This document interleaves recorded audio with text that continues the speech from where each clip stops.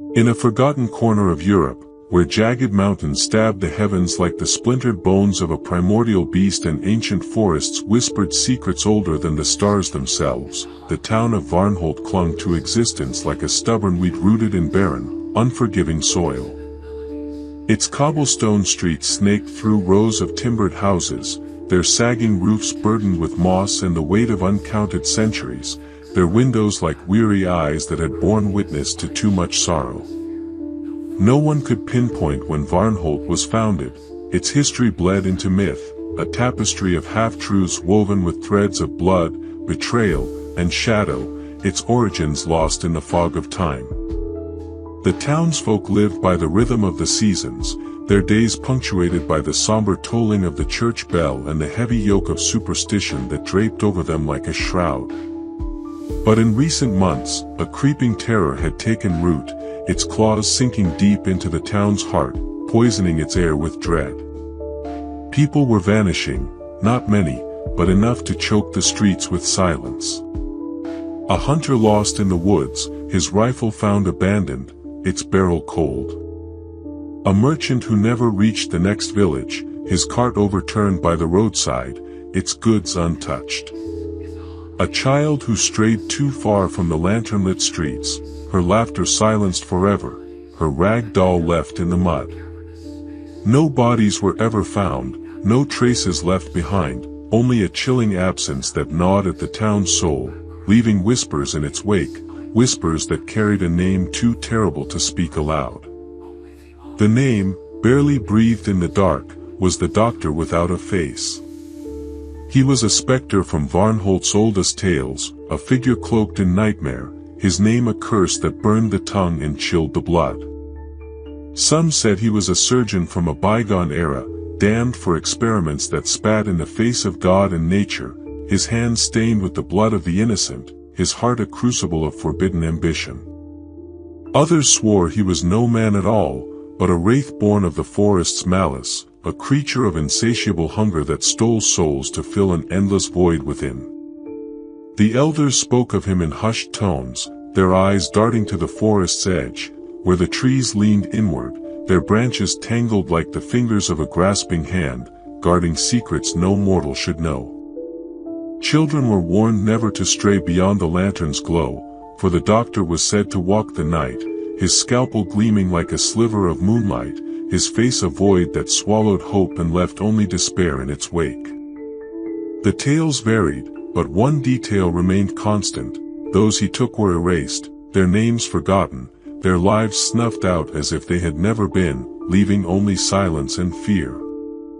The Black Boar Tavern stood as a flickering oasis against the storm that raged outside, its weathered walls a frail bulwark against the howling wind and lashing rain that battered Varnholt.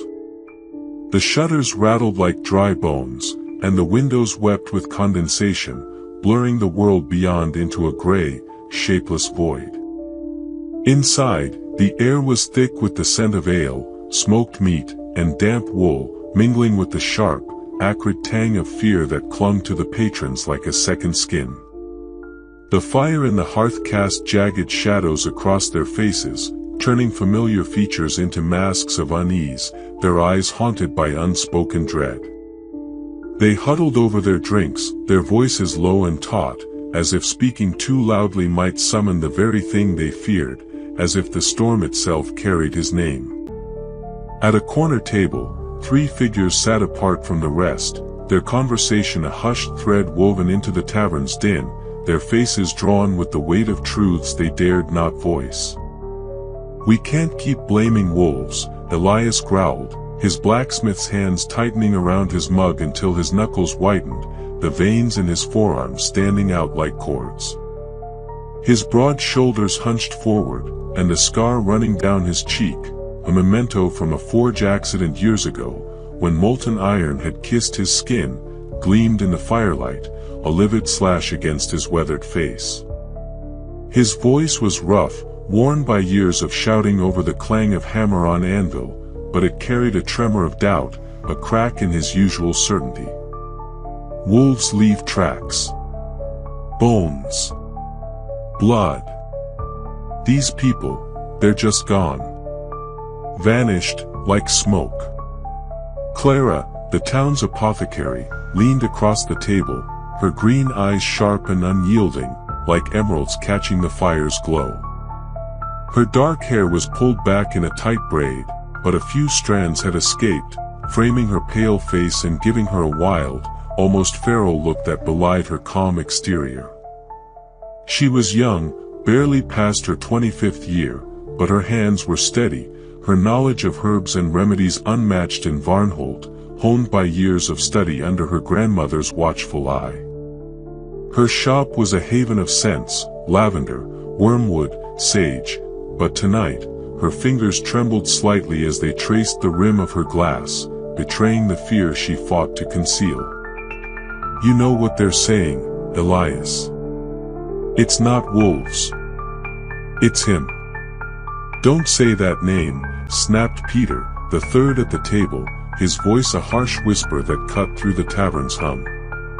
The miller was a wiry man, his frame almost skeletal, his fingers twitching nervously as he glanced toward the door, his small, darting eyes seeing threats in every shadow.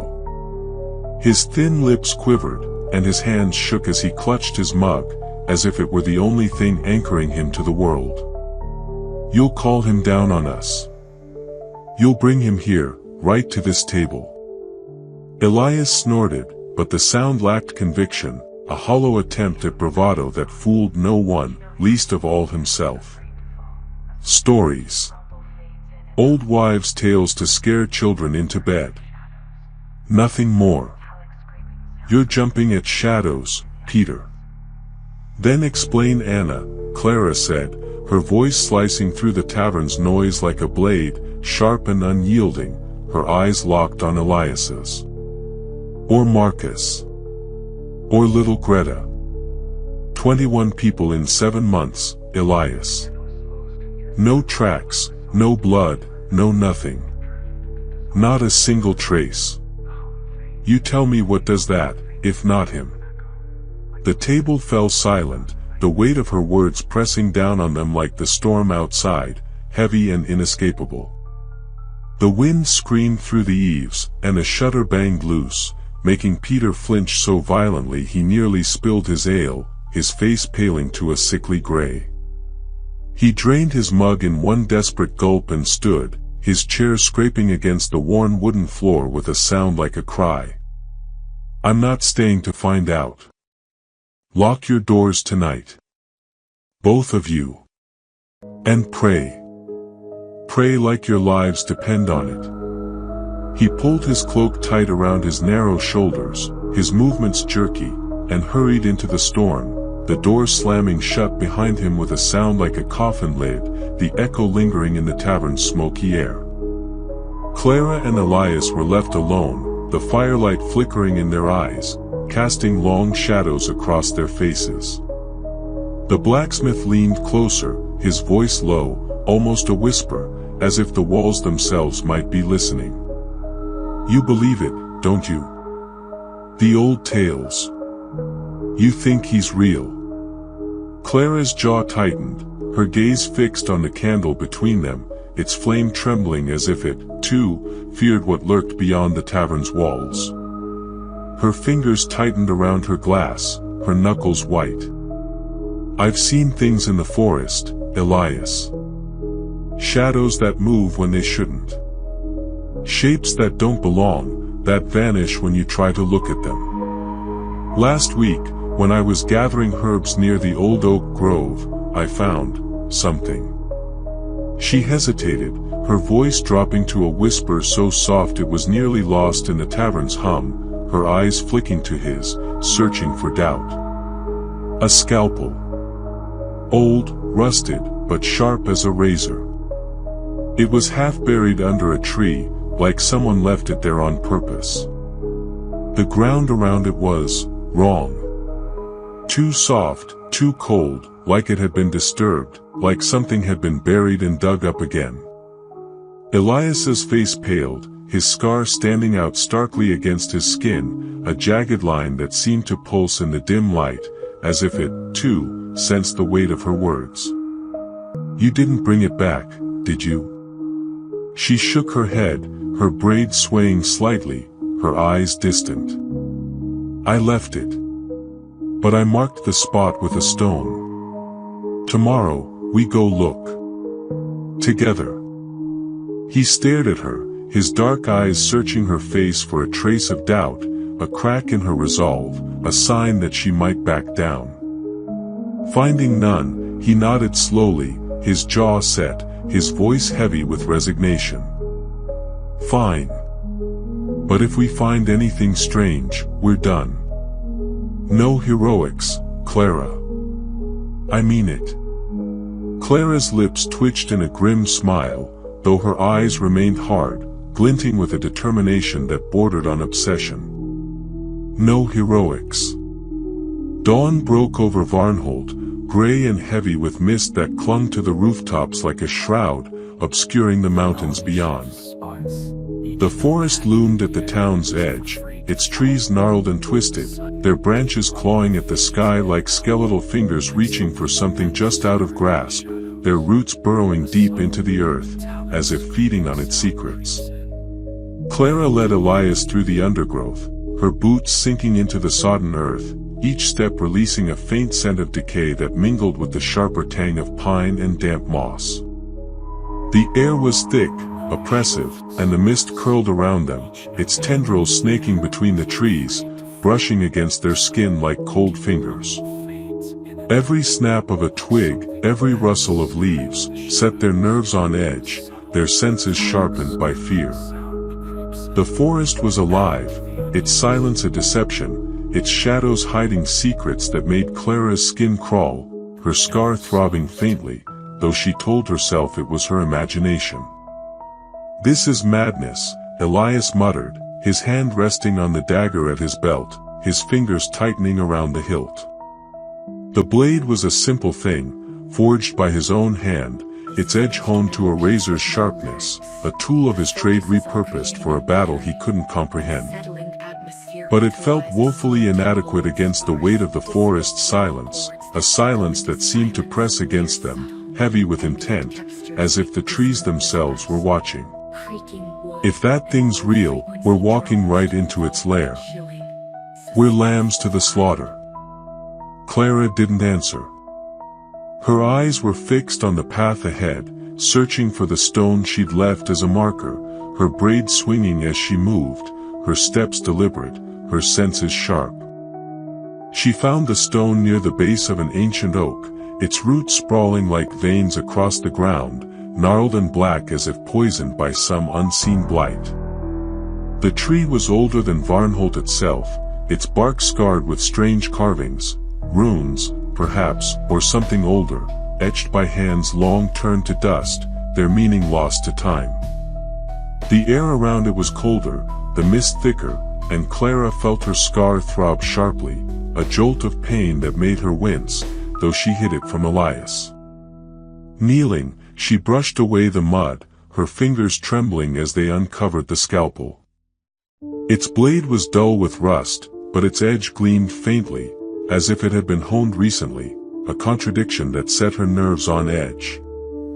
It was an unnatural thing, too precise for a hunter's tool, too delicate for a butcher's work, its handle carved with symbols that seemed to writhe in the dim light, twisting like worms beneath the surface, alive with a malice she could feel in her bones.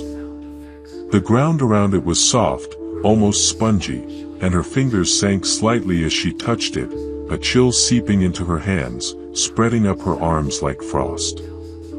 Elias crouched beside her, his breath catching in his throat, his eyes wide with unease. That's no ordinary blade. Too precise. Too surgical. It doesn't belong here. Before Clara could respond, a sound cut through the silence, a low, guttural moan, or perhaps a laugh, distorted by the fog, a sound that seemed to come from everywhere and nowhere, curling around them like smoke, slithering into their minds. They froze, their eyes scanning the trees, their breaths shallow, their hearts pounding. The air grew heavier, as if the forest itself were holding its breath, watching, waiting, its presence a weight that pressed against their chests. The mist swirled in unnatural patterns, forming shapes that dissolved when Clara tried to focus on them, faces, hands, eyes that vanished into the gray. Her scar throbbed again, sharper now, a burning pain that made her press her hand against it, her fingers trembling. "Clara," Elias whispered, his hand tightening on his dagger, his knuckles white, his voice barely audible. "We're not alone." She grabbed his arm, her nails digging into his sleeve, her voice a harsh whisper. "Run. Now." They stumbled through the undergrowth, branches snapping at their faces, thorns tearing at their clothes, drawing pinpricks of blood that stained their skin. The sound followed, closer now, a rhythmic thud like footsteps, but wrong, uneven, as if the pursuer moved on limbs that didn't quite fit, a mockery of human motion that grated against their nerves. Clara's heart pounded, her pulse roaring in her ears as she glanced back, catching a glimpse of something tall and gaunt, shrouded in a tattered cloak that seemed to writhe like a living thing. Its head was a void, a blank space where a face should have been, yet it seemed to see her, its presence boring into her soul like a drill, a violation that made her stomach churn. The void pulsed, a writhing darkness that seemed to pull at the light, devouring it, and Clara felt a wave of nausea, as if the world itself were unraveling at its edges, her vision blurring with tears she didn't dare shed. They burst into Varnholt's outskirts, gasping, their lungs burning, their legs trembling as they pushed forward, driven by fear. They didn't stop until they reached Clara's apothecary shop, its familiar walls a fragile promise of safety. Inside, they barricaded the door with a heavy wooden beam, their hands shaking, their breaths ragged, the air thick with the scent of fear. The shop was a clutter of shelves lined with jars of herbs, tinctures, and powders, their faint scents of lavender and sage a stark contrast to the terror that clung to them. The candlelight flickered, casting trembling shadows across the walls, illuminating bottles of murky liquids and bundles of dried herbs that hung from the rafters like talismans against the dark, their power untested against the thing they'd seen. "What was that?" Elias demanded, his voice shaking, rough with terror, his eyes wild as he paced the small room, his dagger still drawn, his knuckles white around the handle. His scars seemed to pulse in the candlelight, a reminder of his own brushes with pain, a wound that had never fully healed, now joined by a new fear that threatened to break him. Clara didn't answer.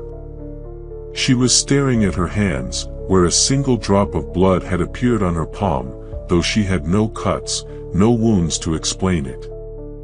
Her heart sank as she wiped it away, her fingers trembling, but the skin beneath was unmarked, too smooth, as if something had sealed it shut, an unnatural healing that chilled her to the bone, a violation of her very flesh. "I don't know," she whispered, her voice barely audible, trembling with a fear she couldn't name, a fear that had taken root in her chest and refused to let go. "But it saw me, Elias. It knew me." That night, Clara couldn't sleep, the drop of blood haunting her, its void face burned into her mind like a brand. She lit a candle and pored over her books, searching for anything about the doctor without a face, her eyes burning from the strain, her hands trembling as she turned the pages. Her shop was filled with texts, herbalist manuals, alchemical treatises, and old grimoires passed down from her grandmother, who had been more than an apothecary, a keeper of secrets the town had forgotten, a guardian of knowledge that bordered on the forbidden. The grimoires were written in languages Clara only half understood, their pages filled with cryptic symbols that seemed to shift when she looked too long, too sharp, too alive. Most were vague, filled with warnings about speaking his name or straying too far from the light, their words heavy with fear, as if the authors themselves were afraid to know too much. But one passage, in an ancient herbalist's journal, its pages yellowed and brittle, caught her eye, its ink faded but insistent. Asterisk, he is no man, but a hunger. He takes not flesh, but essence, carving souls from their bodies, leaving nothing behind but silence. Those he marks are never seen again, for they are bound to him, their lives forfeit. Beware the scalpel, for it is his key and his curse, a blade forged in blood and bound to his will, a tool of unmaking. Asterisk. Clara shivered, her finger tracing the word marks, her scar throbbing as if in response, a sharp pain that made her wince. She glanced at her hand. The blood was gone, but a faint, crescent-shaped scar had appeared where it had been, though she couldn't remember being cut. It was small, almost delicate, but it pulsed faintly, like a heartbeat trapped beneath her skin, a living thing that seemed to watch her. She pressed her thumb against it, wincing at the dull ache that spread up her arm, a burning that seemed to reach into her very bones, as if the mark were alive, tethered to something beyond her understanding, a chain that bound her to the darkness. The next morning, she showed the scar to Elias. They stood in her shop, the morning light filtering through the dusty windows, casting long shadows across the floor, turning the familiar space into a place of unease. The air was heavy with the scent of sage and lavender, but it did little to ease the tension between them, a tension born of fear and the knowledge that they had seen something no one should, a truth that had changed them forever. "It wasn't there yesterday," she said, her voice steady despite the fear gnawing at her, a fear that had become a part of her, as constant as her own heartbeat. "I swear it." Elias frowned, his eyes narrowing as he studied her palm, his scar twitching as he leaned closer. The scar was faint, but unmistakable, a perfect crescent like a waxing moon, its edges too precise, too deliberate, as if carved by a hand that knew no error. "You're saying he marked you?" "Clara, we need to leave. Now. Get out of Varnholt before it's too late. We'll take our chances on the road, anywhere but here." "Leave?" she snapped, pulling her hand back, her voice sharp with defiance, her eyes blazing with a fire that burned through her fear. "And go where?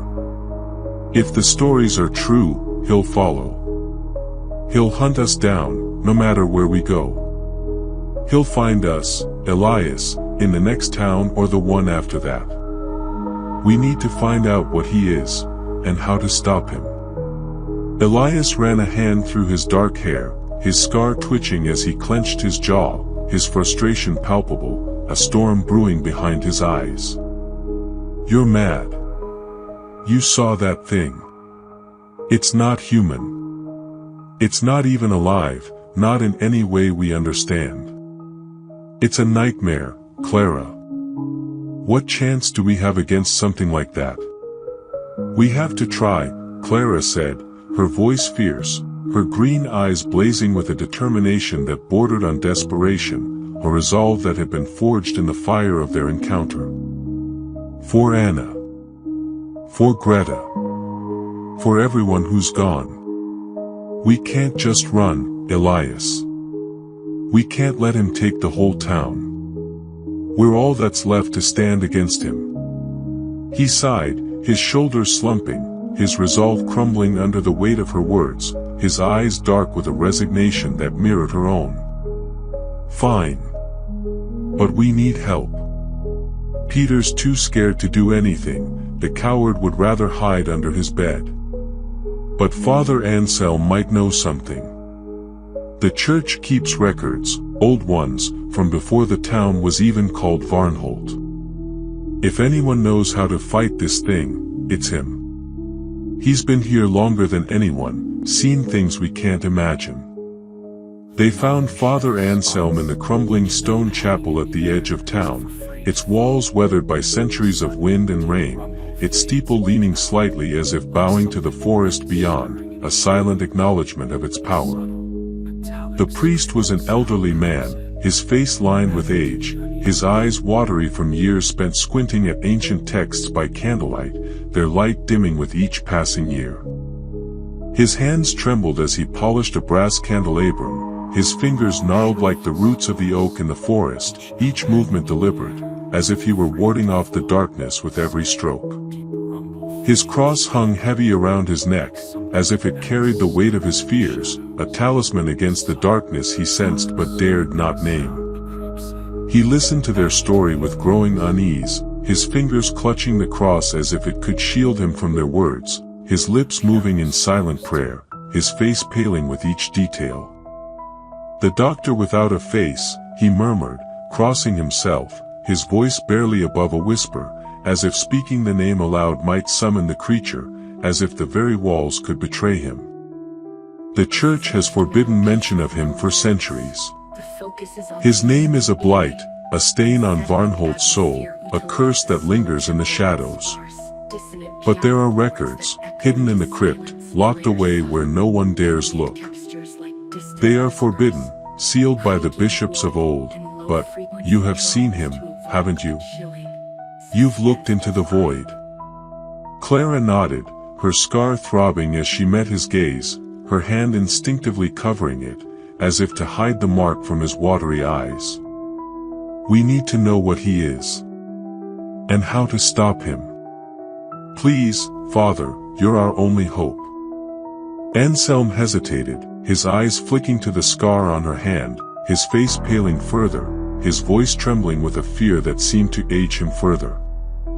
"You are marked," he whispered, his voice heavy with dread, his cross trembling in his grip. "May God have mercy on your soul, child." He led them down a narrow staircase, the air growing colder and damper with each step, the stone walls slick with moisture, their surfaces glistening in the faint light of Anselm's lantern. The crypt was a maze of stone vaults, their surfaces etched with faded names and dates, some so old they were barely legible, worn away by time and neglect, their stories forgotten. The air was thick with the smell of earth, decay, and something sharper, like old blood, a scent that made Clara's stomach churn. Her scar throbbed with each step, as if it sensed what lay ahead, as if it were a compass pointing to the heart of the darkness, a guide she couldn't ignore. Anselm unlocked a rusted iron chest with a key he wore around his neck, his hands shaking so badly he nearly dropped it, his breath shallow and uneven. He withdrew a leather-bound book, its cover cracked and peeling, its pages smelling of mildew and time, as if it had been buried with the dead, a relic of a past Varnholt had tried to forget. "It's written in Latin," he said, his voice trembling as he opened the book, its pages creaking like dry bones, each sound echoing in the crypt's silence. "But I can translate. It speaks of a surgeon named Dietrich Voss, who lived in Varnholt 400 years ago. He was a healer, at first, renowned for his skill, a man who could snatch life from the jaws of death, whose hands were said to be guided by angels. But he grew obsessed with unnatural things. Experiments on the living, attempts to cheat death itself, to unravel the mysteries of the soul. He sought to bind it to the body forever, to create life where none should exist, to play God in a world that belonged to him alone. The townsfolk discovered his crimes, bodies dissected while still alive, their screams echoing through the night, souls trapped in vessels of his own making, their essence twisted into something profane.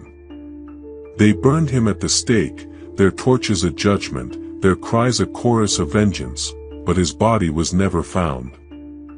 They say he made a pact with something dark, something that spared him but took his face as payment, leaving him a creature of hunger, bound to the forest and its secrets, a wraith that feeds on the living."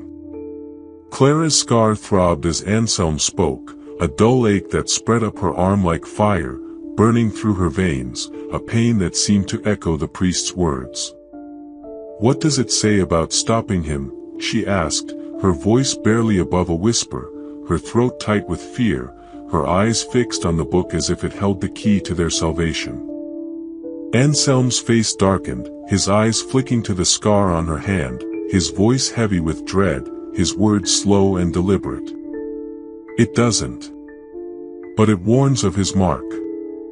Those who bear it are bound to him, their souls tethered to his hunger. They don't last long. The mark is a chain, a leash that pulls them to him, a promise of oblivion. To break it, you must unmake his power, but the cost is great, a sacrifice few can bear. Elias grabbed Clara's arm, his grip bruising, his voice urgent, his eyes wide with panic. That's it. We're leaving. Tonight. We'll take our chances on the road, anywhere but here. I'm not letting you die for this, Clara. But as they turned to climb the stairs, the church doors slammed shut with a thunderous boom that echoed through the crypt, shaking the stone walls, dust falling from the ceiling like ash. The candles along the walls flickered out, plunging them into darkness, the air growing thick and heavy, as if the crypt itself were suffocating them, its walls closing in. A low, wet chuckle filled the air, echoing off the stone like a chorus of the damned, a sound that crawled into their minds and nested there, a violation that made Clara's skin crawl. Her scar burned, a searing pain that made her gasp, and in the faint glow of Anselm's lantern, she saw it, a tall, cloaked figure at the far end of the crypt, its head a blank void where a face should have been, a darkness that seemed to pulse with malice. The figure didn't move, yet its presence filled the crypt with a suffocating dread, a weight that pressed against their chests, making it hard to breathe, their hearts pounding in their ears. Clara clutched Elias's hand, her scar pulsing like a second heart, each throb sending waves of pain through her body, a fire that threatened to consume her. Father Anselm whispered prayers, his voice a thin thread against the growing hum that seemed to emanate from the figure itself, a sound like nothing Clara had ever heard, part insect, part machine, part scream, a cacophony that clawed at the edges of her mind, threatening to unravel her sanity, to tear her apart. From within. Run! Elias shouted, dragging Clara toward the staircase, his voice raw with panic, his grip bruising her arm. They stumbled over the uneven stone, their footsteps echoing in the dark, the chuckle following, now joined by a sickening sound like flesh being sliced, wet and deliberate, a sound that turned Clara's stomach, her bile rising in her throat. Anselm's prayers turned to screams, high and piercing, a sound of pure terror, then silence, as the lantern clattered to the floor, its light snuffed out like a life extinguished, leaving them in total darkness, their world reduced to sound and fear. They reached the vestry, a small room behind the altar, and barricaded the door with a heavy oak table, their hands fumbling in the dark, their breaths ragged. Clara's hands shook as she lit a spare lantern, its weak light revealing a cluttered space filled with dusty hymnals, broken pews, and a small wooden cross hanging crookedly on the wall, its surface cracked as if it, too, had borne witness to the horror, its power diminished. A narrow window, high above, offered their only escape, its glass streaked with rain, its frame rusted but intact. "We can't fight that thing," Elias panted, his face slick with sweat, his scar livid against his pale skin, his eyes wide with terror, darting to the door as if expecting it to burst open. "We need to get out, Clara. Now." Clara nodded, but her eyes were drawn to the book Anselm had been holding, now lying on the floor where he dropped it, its pages splayed like the wings of a dead bird, its leather cover glinting faintly in the lantern's light. She grabbed it, stuffing it into her satchel, her fingers brushing against the cover, which felt unnaturally cold, as if it had been touched by something not of this world. "This might tell us how to stop him," she said, her voice firm despite the terror clawing at her chest, a terror that threatened to swallow her whole, to drown her in its depths. They climbed through the window, dropping into the muddy churchyard, the ground soft and treacherous beneath their feet, sucking at their boots. The rain had stopped, but the fog was thicker than ever, curling around them like a living thing, its tendrils snaking between their legs, brushing against their skin like cold fingers. They ran toward the town square, only to find it deserted, the lanterns extinguished, their iron frames swaying in the wind, creaking like the bones of the dead. Varnholt felt like a tomb, its streets silent save for the distant howl of the wind through the mountains, a mournful sound that seemed to carry the weight of the town's lost souls, a requiem for the vanished. "We need to hide," Clara whispered, her breath visible in the chill air, her voice trembling despite her resolve, her eyes scanning the shadows for movement. "My shop. It's warded, old charms my grandmother taught me, carved into the walls, woven into the very wood. They might keep him out." They reached the apothecary, bolting the door behind them, the heavy wood groaning under the pressure, its hinges creaking in protest. Clara lit candles, their flames casting trembling shadows across the shelves lined with jars of herbs, tinctures, and powders, their sense of faint comfort against the fear that clung to them. The air was heavy with the scent of lavender, wormwood, and sage, but it did little to mask the tang of fear that hung in the air, a scent as sharp as blood. Clara began mixing herbs, muttering incantations under her breath, her hands moving with practiced precision despite their trembling, her movements a ritual as old as the forest itself. The incantations were ancient, taught to her by her grandmother, who had whispered them in the dead of night, her eyes haunted by memories she never shared, her voice heavy with the weight of secrets. "This is madness," Elias said, his voice low and strained, his scar twitching as he paced the small room, his dagger drawn, his eyes darting to the windows, his breath short and sharp. "Wards. Charms. You really think that'll stop, whatever that was? That thing killed Anselm without even touching him, Clara. It's not something you fight, it's something you flee. It's all we have," Clara snapped, grinding herbs with a pestle until they formed a fine powder, her movements sharp and precise, her frustration a fire that burned through her fear. "Unless you want to face him with that knife, Elias. Be my guest. Go out there and see how long you last." A knock at the door made them both freeze, the sound cutting through the silence like a blade, sharp and deliberate. It was soft, almost polite, like a guest announcing their arrival, but it carried a weight that made Clara's heart stutter. Then another. And another. The rhythm was wrong, too slow, too precise, like a heartbeat slowed to a crawl, a mockery of life that sent a shiver down her spine. Her scar burned, a sharp, searing pain that made her gasp, her hand flying to her chest as if to silence it, her fingers trembling. "Clara," a voice rasped from outside, though it didn't sound human. It was like wine through dead leaves, or bones grinding together, a sound that crawled into her mind and nested there, filling her with a dread that made her knees weak, her vision blurring with tears she refused to shed. "You bear my mark." She stifled a cry, pressing her hand against her mouth, her eyes wide with terror, her heart pounding so loudly she thought it might burst. Elias grabbed her, pulling her toward the back room, his grip bruising, his face pale with fear. "We're not waiting for him to come in. Move." They fled through a hidden trapdoor into the cellar, a cramped space where Clara kept her most potent herbs and potions, its walls damp with condensation, its air thick with the scent of dried lavender, wormwood, and something sharper, like iron or blood, a scent that made her stomach churn.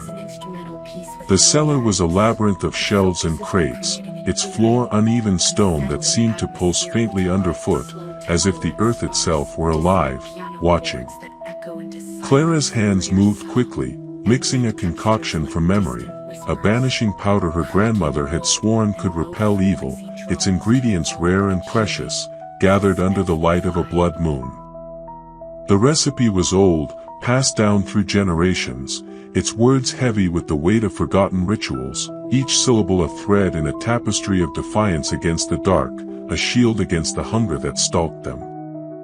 "We need to lure him somewhere," she said, her voice steady despite the fear clawing at her chest, a fear that threatened to consume her, to drown her in its depths.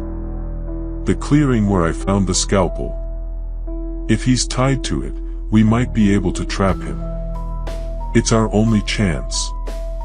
Elias stared at her, incredulous, his face pale in the dim light of the lantern, his eyes wide with disbelief. "Trap him? Clara, we barely escaped. That thing killed Anselm without even touching him. It's not something you trap, it's something you run from, something you pray you never see again." But she was already moving, gathering supplies, vials of potion, a bundle of herbs, a dagger blessed with her grandmother's charms, its blade etched with symbols that glowed faintly in the dark, a weapon forged in faith and fear. "If we don't stop him, no one will. He'll take the whole town, Elias. You know it. He'll take everything, until there's nothing left but silence." He cursed under his breath but followed her, grabbing a lantern and a coil of rope from the cellar, his movements jerky with fear, his scar pulsing faintly, as if it, too, sensed the danger. "If we die out there, I'm blaming you. And I'll haunt you for it." The forest was a nightmare of shadows as they returned to the clearing, their steps muffled by the damp earth, their breaths visible in the chill air. The moon hung low, its light barely piercing the fog that clung to the ground like a shroud, its tendrils curling around their ankles, brushing against their skin like cold fingers.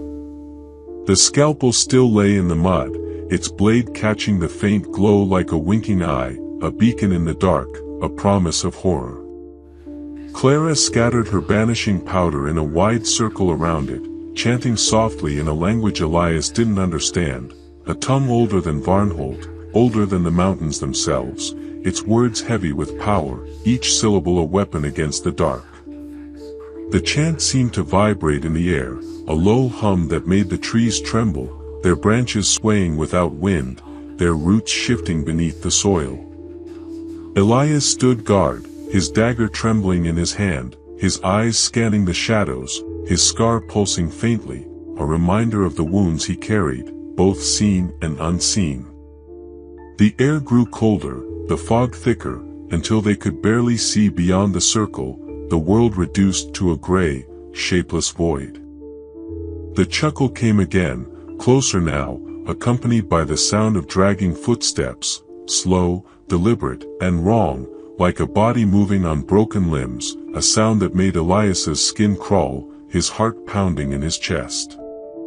Clara's scar felt like it was splitting her hand open, a searing pain that made her gasp, but she forced herself to focus, her voice steady as she chanted, her hands shaking as she poured the last of her potion into the earth, where it mingled with the mud and the roots of the ancient oak. The ground seemed to shudder, a faint tremor that made the scalpel quiver, its symbols glowing faintly, as if awakened by her words. "Show yourself," she shouted, her voice echoing unnaturally through the trees, as if the forest itself were amplifying her words, lending her its strength, its anger. The fog parted, and there he was, the doctor without a face. His cloak was tattered, stained with something dark and wet that glistened in the moonlight, a sickly sheen that made Clara's stomach turn, her bile rising in her throat. Where his face should have been was a void, a writhing darkness that seemed to pull at the light around it, devouring it like a black hole, a darkness that pulsed with malice.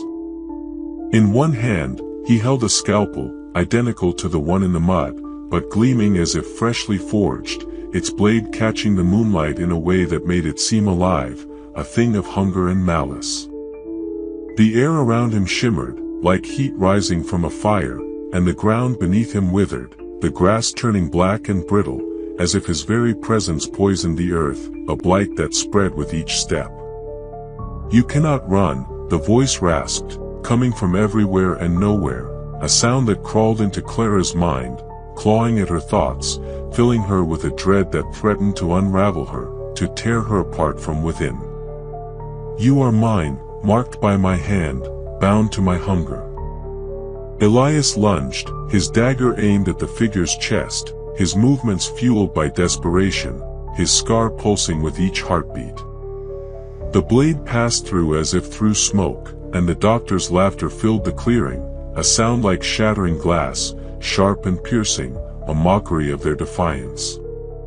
Clara threw a handful of powder at him, and for a moment, he recoiled, the void of his face rippling like water disturbed by a stone, a flicker of vulnerability that gave her hope, a spark in the darkness. "Now," she screamed, grabbing the scalpel from the ground, its cold biting into her palm, sending a jolt of pain through her arm, a fire that burned through her veins. She drove it into the center of the circle, where she buried the vial of her potion, her hands shaking, her scar burning as if it would consume her.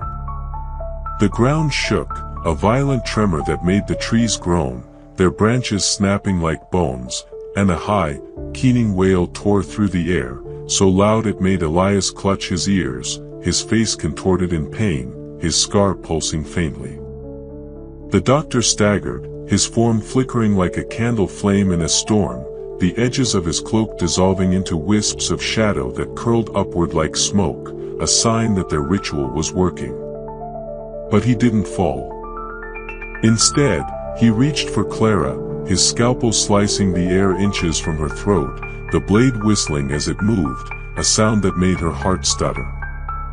Elias tackled her out of the way, and they rolled into the underbrush, thorns tearing at their clothes, drawing blood that mingled with the mud, staining the earth. The circle of powder glowed faintly, then flared, a ring of pale fire that forced the doctor back, its light searing the fog, a barrier he couldn't cross.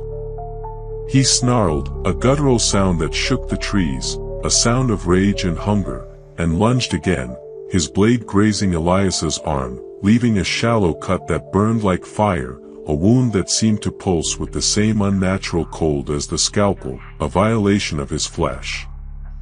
"It's working!"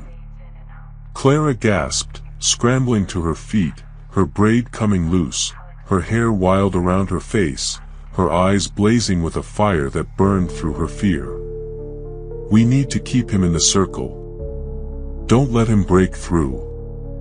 They circled the clearing, dodging the doctor's strikes, their movements frantic, their breaths ragged, their bodies pushed to the limit. His movements were erratic now, his laughter replaced by a guttural snarl that made the hair on Elias's neck stand on end, a sound that spoke of a hunger that could never be sated. Clara chanted louder, her voice growing hoarse, the words tearing at her throat, each syllable a battle against the darkness, a weapon forged in faith and fear. Elias threw rocks and branches, anything to keep the creature contained, his arm bleeding freely now, the blood dripping onto the ground, where it seemed to hiss and steam, as if the earth itself rejected it, a sign that the forest was fighting with them. The trees came alive around them, their branches swaying without wind, their roots shifting beneath the soil, as if the earth itself were rebelling against the doctor's presence, lending its strength to Clara's ritual, its anger a force that shook the clearing. The ground trembled again, and the scalpel in the circle began to glow red-hot, the metal hissing as it sank deeper into the earth, a molten wound in the forest's heart, a sign that their ritual was reaching its climax. The doctor let out a scream that made Clara's ears ring, a sound that seemed to tear at the fabric of the world, a wail of agony and rage that echoed through the trees, shaking the leaves from their branches, a storm of sound that threatened to shatter them. His form began to dissolve, threads of darkness peeling away like ash in the wind, curling upward into the fog, a sign that he was weakening. The void of his face collapsed in on itself, pulling the shadows with it, a black hole imploding, a darkness that consumed itself. With a final, deafening crack, he vanished, leaving only the scalpel, now blackened and twisted, in the mud, its symbols charred and lifeless, a relic of a battle won. Clara collapsed, her vision swimming, her scar burning as if it would consume her, a fire that spread through her body, threatening to burn her away, to reduce her to ash. Elias caught her, his face pale but resolute, his arms slick with blood, his eyes wide with a mixture of hope and fear, his scar pulsing faintly, a reminder of the wounds they carried. "Is it over?"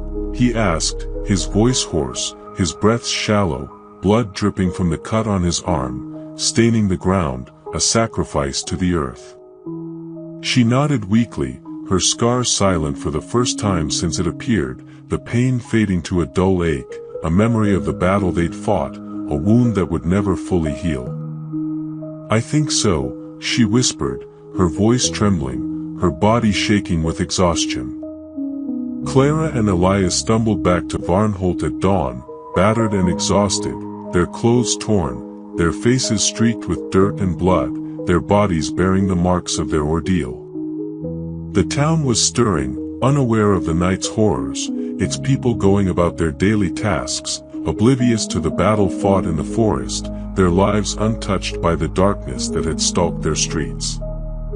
The scalpel was gone, consumed by the earth, and Clara's scar had faded to a faint white line, though a dull ache lingered, a reminder of what they'd faced, a ghost of the mark that had bound her to the darkness.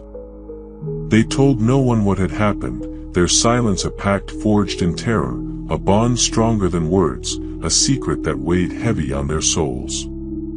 The townsfolk noticed the disappearances had stopped, and life in Varnholt returned to its quiet rhythm, the tavern filling with laughter, the market bustling with trade, the church bell tolling each morning, its sound a fragile illusion of safety, a lie they all chose to believe.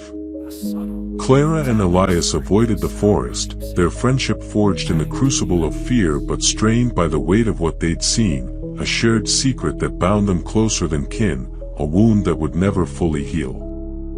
Clara kept the old book, studying it in secret, its pages a map of the darkness they'd faced, a guide to the horrors that might yet come, its words a warning she could never ignore. The doctor was gone, or so she hoped, but the forest still whispered, its shadows moving when they shouldn't, its silence a deception that hid a deeper truth, a hunger that lingered in the roots. Months passed, and Varnholt seemed to heal, its wounds scabbing over, its people content to forget, to bury their fears in the daily grind of life.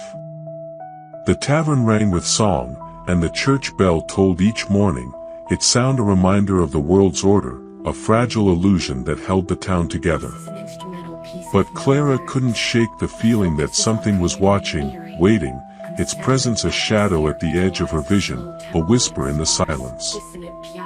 She began to notice small things, a flicker of movement in the corner of her eye, a faint hum in the air when she walked alone, a sound like the echo of that chuckle, faint but unmistakable, a promise of horrors yet to come. Her scar, though faded, ached at odd hours, as if it were alive, tethered to something beyond her understanding, a thread that bound her to the forest's hunger, a chain she could never break. One night, as winter tightened its grip on Varnholt, the frost painting the windows with delicate patterns that seemed to writhe in the candlelight, Clara woke to a faint knock at her door. Soft, deliberate, almost polite, like a guest who knew they were expected, a sound that sent a shiver down her spine.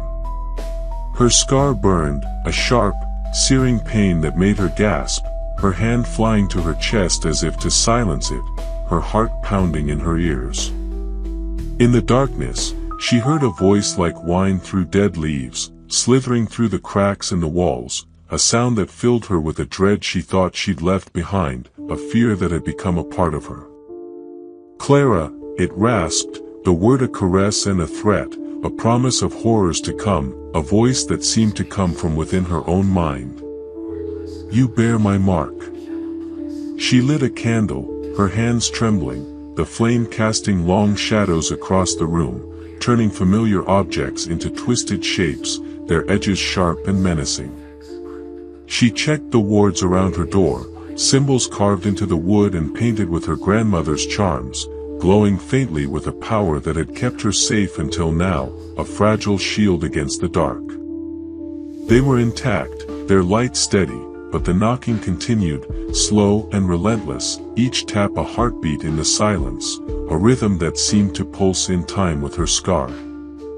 The voice grew louder, more insistent, a chorus of whispers that seemed to come from within her own mind, a violation that made her skin crawl. "You cannot run," it said, its tone mocking, almost amused, a sound that taunted her with her own fear. "I am not done. I will never be done." Clara clutched the book, her heart pounding, her scar burning as if it would split her hand open, a fire that threatened to consume her. The doctor without a face was not gone. He was waiting, biding his time, his hunger undimmed, his power growing in the shadows, a predator that had tasted her fear and would not rest until it had claimed her. She knew, with a certainty that chilled her to the bone, that he would come for her again, that the battle in the clearing had been a skirmish, not a victory, a delay of the inevitable.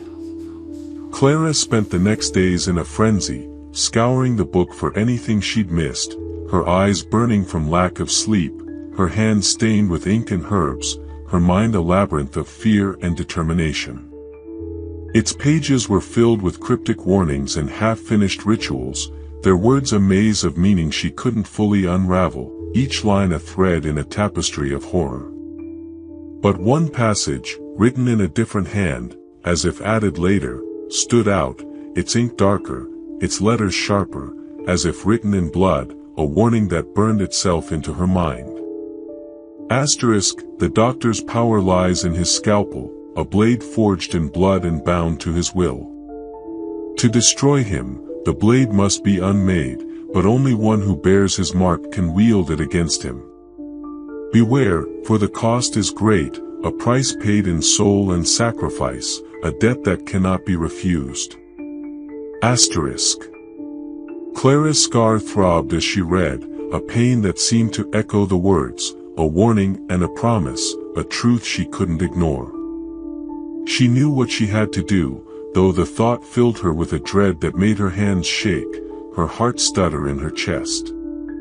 She sent for Elias, who arrived at her shop pale and haggard, as if he, too, had heard the knocking in the night, as if the forest had whispered to him in his dreams, its voice a siren call of terror.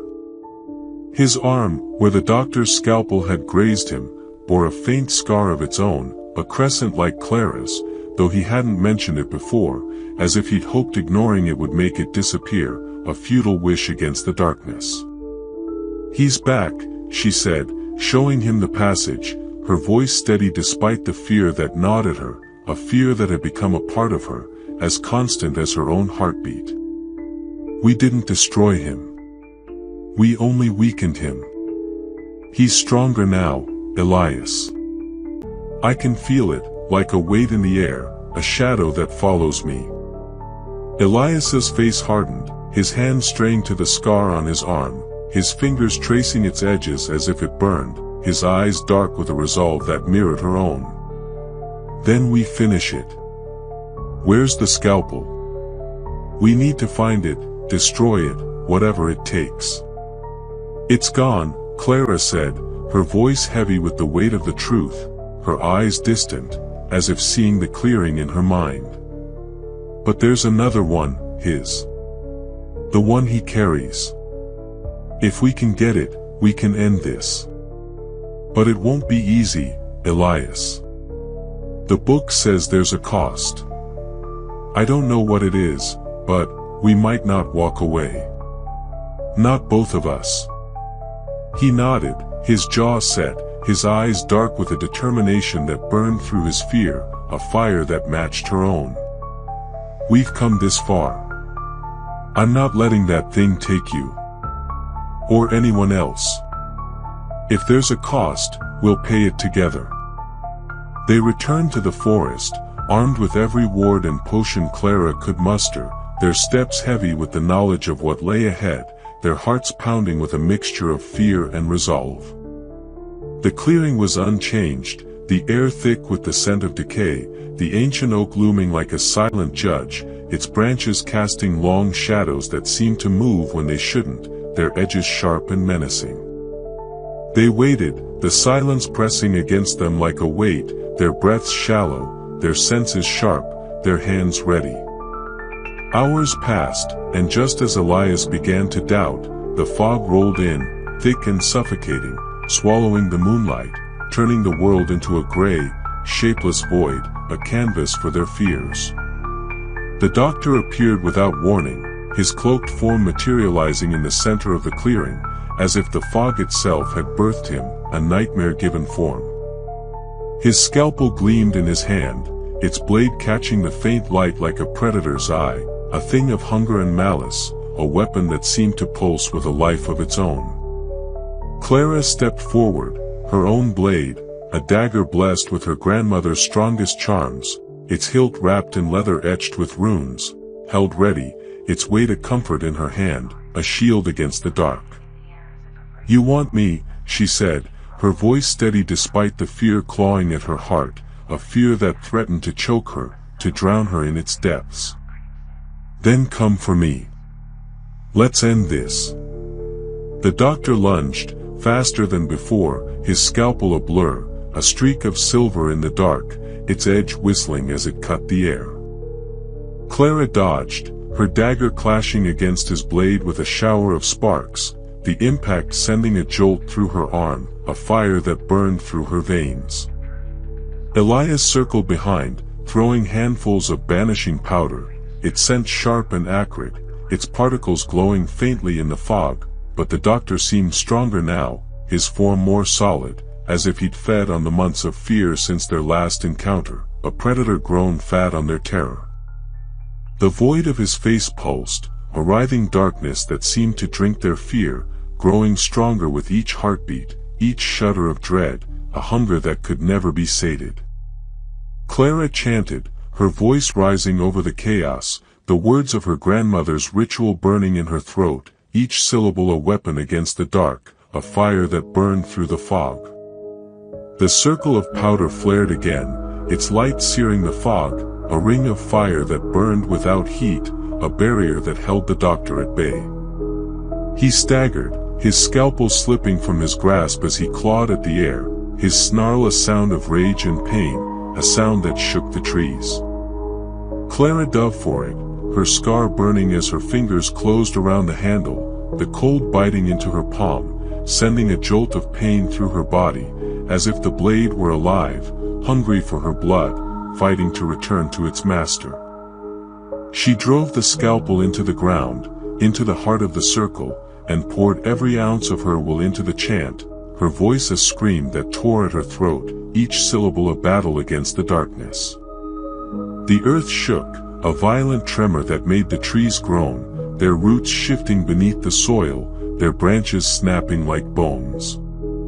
The doctor's scream was a sound of pure agony, a wail that seemed to tear the world apart, a sound that echoed through the forest, shaking the leaves from the branches, a storm of sound that threatened to shatter them. His form unraveled, threads of darkness peeling away like ash in the wind, curling upward into the fog, a sign that he was weakening, that their ritual was working.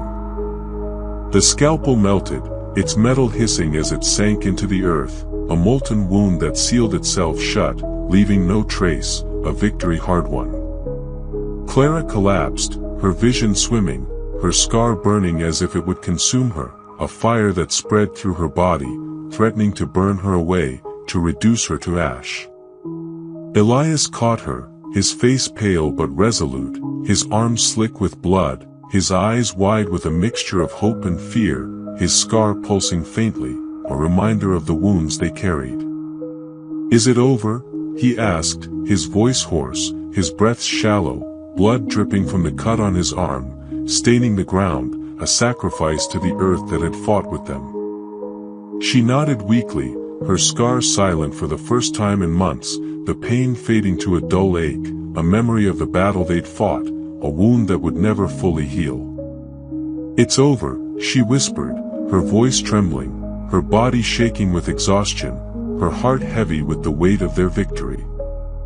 Varnholt recovered, its people blissfully unaware of the battle fought in the forest, their lives untouched by the horror that had stalked their streets, their minds unburdened by the truth.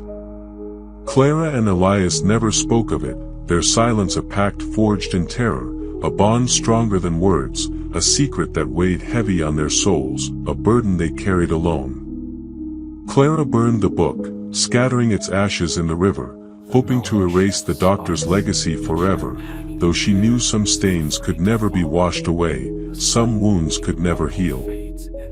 Her scar faded completely, leaving only a faint memory of pain, a ghost of the mark that had bound her to the darkness, a reminder of the price they'd paid. Elias's wounds healed, though he carried his own scars, both visible and not, a testament to the battles fought, the losses endured. The town returned to its quiet rhythm, the tavern filled with laughter, the market bustling with trade, the church bell tolling each morning, its sound a fragile illusion of safety, a lie they all chose to believe, a comfort against the dark. But the forest never forgot, its roots deep, its hunger eternal, a silent witness to the passage of time, a guardian of secrets that could never be unlearned. On quiet nights, when the fog rolled in, the townsfolk swore they heard a faint chuckle, like whine through dead leaves, a sound that sent shivers down their spines, a whisper of the horror that had once walked among them. And in the deepest shadows, where the lantern light couldn't reach, a scalpel gleamed, waiting for its next mark, a promise of horrors yet to come, a hunger that slept but never died. Clara and Elias kept watch, their eyes always on the forest, their hands ready with charms and blades, their senses sharp, their resolve unbroken. They patrolled the town's edges, their steps silent, their hearts heavy with the knowledge of what they'd faced, what they might face again. The townsfolk noticed their vigilance but said nothing, content to live in the illusion of safety, their lives a fragile bubble that could burst at any moment, a dream they clung to. Clara and Elias trained others, passing down the rituals and charms, teaching the young to watch the forest's edge, to listen for the chuckle, to fear the fog, to carry the burden of vigilance. The disappearances became rare, then ceased, and the doctor without a face faded into legend once more, a tale told to scare children, a warning whispered in the dark, a shadow that lingered at the edge of memory. Years passed, and Varnholt grew, its cobblestone streets paved with stone, its houses tall and proud, its lanterns replaced by electric lights that pushed back the shadows but never banished them, their glow a frail defense against the dark. Clara and Elias grew older, their hair streaked with gray, their hands worn from years of vigilance, their eyes haunted by memories they could never share, their hearts heavy with the weight of their duty. They built a life together, not as lovers but as partners, bound by a shared purpose, a shared fear, a shared resolve to protect the town they loved. Clara's shop became a sanctuary, its shelves lined with new remedies, its walls etched with wards that glowed faintly in the dark, a fortress against the darkness. Elias's forge rang with the sound of hammer on anvil, his blades etched with runes that burned with a light only Clara could see, a testament to their shared battle. But Clara never forgot the weight of the scalpel in her hand, the burn of the mark on her skin, the void of the doctor's face, a darkness that had looked into her soul and found her wanting. She kept a small box in her shop, locked with a key she never removed from her neck, its contents a secret she shared with no one, not even Elias, a burden she carried alone. Inside was a single page from the burned book, preserved as a reminder, its words a warning that had become her mantra, a truth she could never escape, asterisk, the hunger sleeps, but it does not die. Asterisk. One evening, as spring thawed the frost from Varnholt streets, the air heavy with the scent of blooming flowers, Clara found a new book in her shop, its cover unmarked, its pages blank except for a single line, written in a hand that seemed to pulse with malice, its ink dark and glistening, as if wet with blood, asterisk, the mark is eternal. Asterisk her scar, long silent, ached faintly, a dull pain that spread through her body, a reminder of the battle she thought she'd won, a warning that the war was not over. She called for Elias, and together they prepared, their resolve hardened by the knowledge that some evils never truly die, their hunger of fire that burned beneath the surface, waiting for a spark, a flame that could consume them all. They ventured into the forest once more, following whispers of new disappearances, a farmer's son, a seamstress, a traveler who never left the inn, their names added to the litany of the lost, a toll that grew with each passing year. The clearing was different now, the oak scarred and blackened, as if burned from within, its roots twisted like the limbs of a dying beast, its branches clawing at the sky. Clara's scar throbbed, a sharp pain that made her wince, and Elias's hand tightened on his dagger, his scar pulsing in time with hers, a shared wound that bound them to the darkness, a chain they could never break. The fog returned, thicker than ever, a gray wall that swallowed the world, a canvas for their fears, and with it, the chuckle, fainter now, but no less menacing, a sound that seemed to come from within their own minds, a whisper that taunted them with their own mortality. They found another scalpel, half buried in the mud, its blade gleaming with an unnatural light, its handle carved with symbols that seemed to writhe, a living thing that pulsed with malice, a weapon that hungered for blood. Clara hesitated, her hand hovering over it, knowing what it meant, knowing the cost, her heart heavy with the weight of their duty. Elias nodded, his face grim, his eyes dark with a resolve that mirrored her own, a fire that burned through his fear. We end this. For good. Clara took the scalpel, its cold biting into her palm, sending a jolt of pain through her body, as if the blade were alive, hungry for her blood, a predator that had tasted her fear and would not rest until it had claimed her. She began the ritual again, her chant harder now, her voice weaker, as if the forest itself were fighting her, its roots tightening around her heart, its branches clawing at her soul. The doctor appeared, his form less solid, more fragmented, a patchwork of shadows and malice, but no less terrifying, a nightmare-given form. His void face pulsed, a writhing darkness that seemed to drink the light, and his voice was a whisper of rage, a sound that filled the clearing with a dread that made Clara's knees weak, her vision blurring with tears she refused to shed. You cannot destroy me, he rasped, his words a blade that cut deep, a promise of eternal hunger, a truth that burned itself into her mind. I am the forest. I am the hunger. I am eternal. Clara drove the scalpel into the ground, her chant rising to a scream, her voice tearing at her throat, each syllable a weapon against the dark, a fire that burned through the fog. The earth shook, a violent tremor that made the trees groan, their roots shifting beneath the soil, their branches snapping like bones, a storm of sound and fury. The fog burned away, a searing light that blinded them, a fire that consumed the shadows. The doctor's form shattered, his scream fading into silence, a wail that seemed to tear the world apart, a sound that echoed through the forest, a requiem for the damned. The scalpel crumbled to dust, its symbols fading, its power broken, and Clara fell to her knees, exhausted but alive, her scar silent, her heart pounding, her body trembling with the weight of their victory. Elias helped her stand, his eyes scanning the trees, his scar pulsing faintly, a reminder of the wounds they carried, the battles fought, the losses endured. Is it really over this time? He asked, his voice hoarse, his face streaked with sweat and blood, his eyes wide with a mixture of hope and fear. Clara didn't answer. Her scar was gone, but the forest was still, too still, as if holding its breath, waiting for the next spark, a flame that could ignite the hunger once more. They returned to Varnholt, their steps heavy, their hearts heavier, their bond unbroken, a fire that burned through the darkness.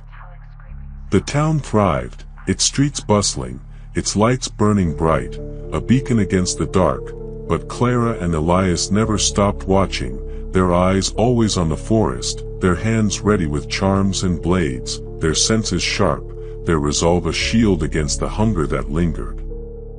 Centuries passed, and Varnholt became a city, its cobblestone streets buried beneath asphalt, its houses replaced by towering buildings of glass and steel, its lanterns forgotten, their light eclipsed by the glow of neon and electricity.